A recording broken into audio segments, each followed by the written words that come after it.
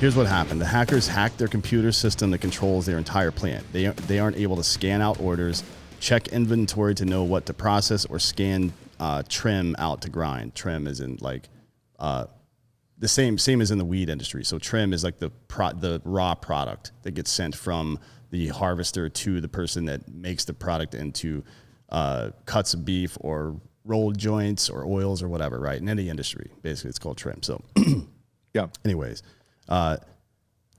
let's see. Yeah, so every carcass after it gets slaughtered gets tagged and out and into inventory. So they tag it because that little barcode tells them when they scan it, like, all right, I got all the steaks from it. I got all the fucking hind parts from it. I got all the flanks from it, et cetera, et cetera, et cetera, right? Just to make sure they harvest the entire animal and everything's controlled. Sure.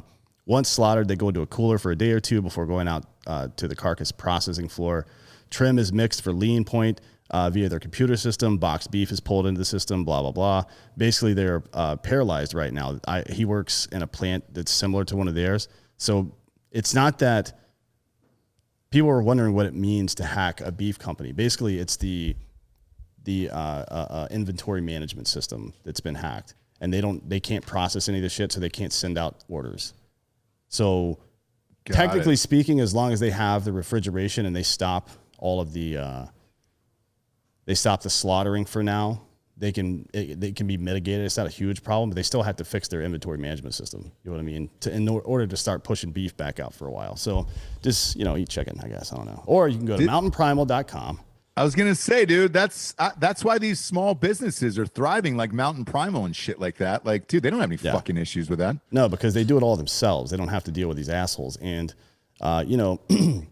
if you're going to give money to a company, giving money to a company like Mountain Primal that just a couple of weeks ago gave $100,000 to the boot campaign on our show seems like probably a good idea.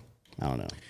Yeah, the other thing too is, so I was watching this story on God, I hate saying the word news because it's like whatever version of their news I'm watching, and they were kind of breaking it down, and they said, look, it probably came from China, or I mean, I'm sorry, not China, Russia, Russian hackers who are either living in another country, now some Eastern Bloc, or still within Russia, and either Putin's not doing anything about it or he doesn't fucking care.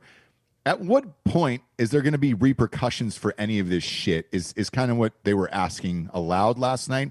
I'm curious as to your thoughts on that. Well, I mean, look, I doubt that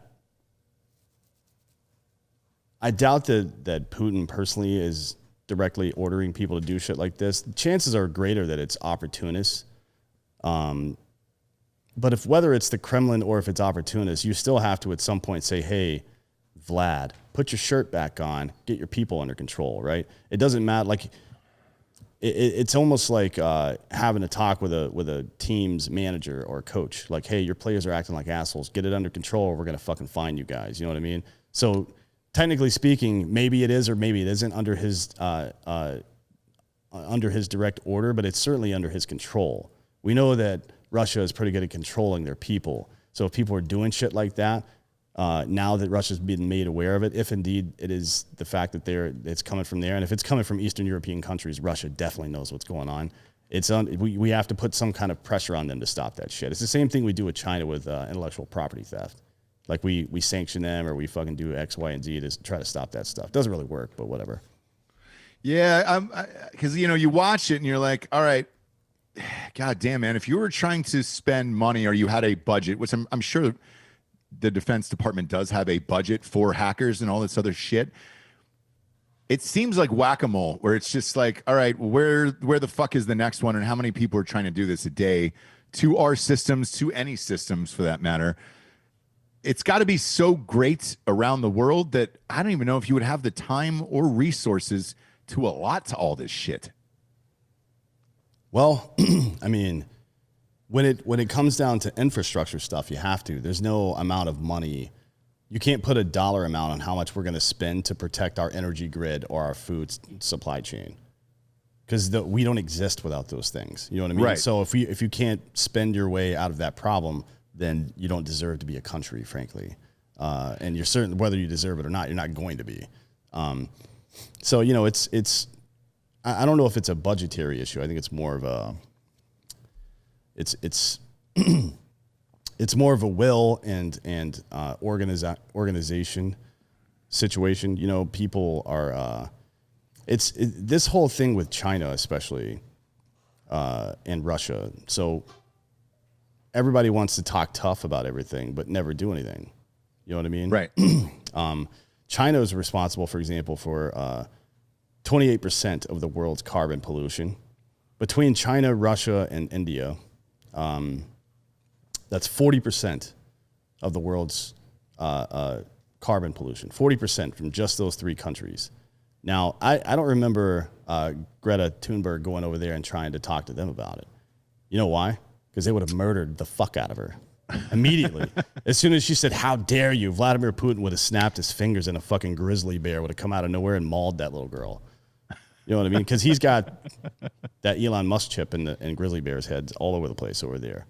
And if he doesn't, I would be disappointed, frankly. If we can get, what was it, a monkey playing Pong or something? You tell me I can't buy an attack gorilla that I can control from a remote controller? Oof. You know how fucking badass that would be? Fucking, that would be, don't give me that, because I'll take the earth over.